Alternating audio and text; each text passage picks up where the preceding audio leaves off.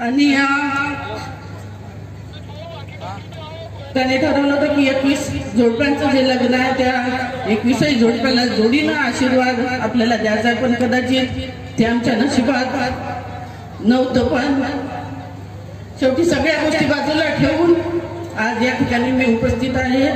आज त्यांच्या वाढदिवसाच्या शुभप्रसंगी आज 21 जोडपे या ठिकाणी विवाहाच्या बंधनात बांधत आहे आणि सोबतच जम्मूबाईच्या सोबत आज सगळ्या 21 जोडप्यांना सुद्धा मी मनापासून त्यांच्या समोरील आयुष्यासाठी शुभेच्छा देते आणि एकच गोष्ट सांगते की आता येत्या 16 मेला माझ्या लग्नाला सुद्धा 18 वर्ष पूर्ण झाले. या 18 वर्षाच्या काळात मी एक सक्षम आमदार म्हणून विधानसभेत काम करू शकले, तर त्याच्यासाठी सर्वस्वी आपल्या नवऱ्याचा आपल्यावर पूर्णपणे असणारा विश्वास आज तुम्ही लग्नाच्या बंधनात बांधल्या जात आहे. पण कोणी किती सांगितलं तरी शेवटी नवऱ्याचा बायकोवर आणि बायकोचा नवऱ्यावर विश्वास हा कायम असला पाहिजे आणि तो विश्वास असला तर घरच्या बाईची प्रगती आणि घरच्या माणसाची प्रगती कोणी रोखू शकत नाही. आणि नातं हे रक्ताचं जरी नसलं तरी पण जम्मू शेख आमच्यासाठी काय आहे म्हणजे मी शब्दातही सांगू शकत नाही. मला जेव्हा गरज पडली मी अर्ध्या रात्री त्याला हक्कानं फोन करू शकतो असा माझा हक्काचा भाऊ म्हणजे जम्मू शेख. आप सभी लोगों की तरफ से जम्मू भाई का जमीर खान का जन्मदिन के उपलक्ष्य में बहुत सारे दिल से जरा से शुभकामनाएं देता हूँ और उनको बहुत सारी बधाई देता हूँ.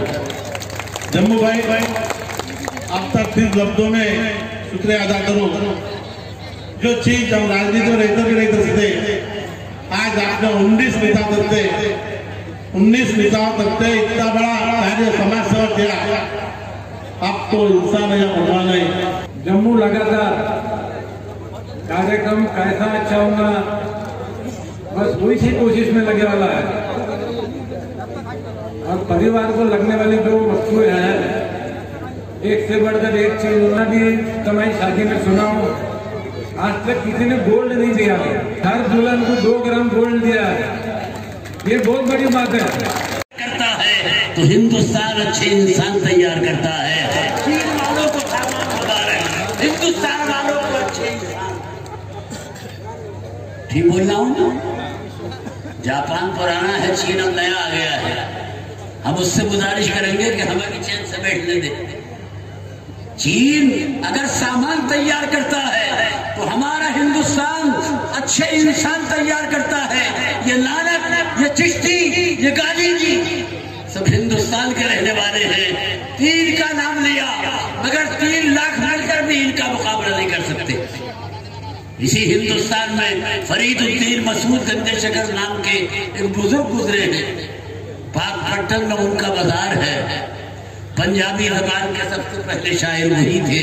आज सिखों के गुरुद्वारे में जो कलाम पढ़ा जाता है और फरीदा फरीदा का लफ्ज आता है ये फरीदुद्दीन गंजेशकर ही का कलाम है.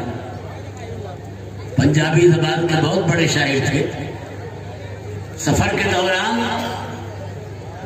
एक औरत का सामना हो गया जिसने बाबा ही के दिल की बात बता दी तो बाबा चौंक पड़े.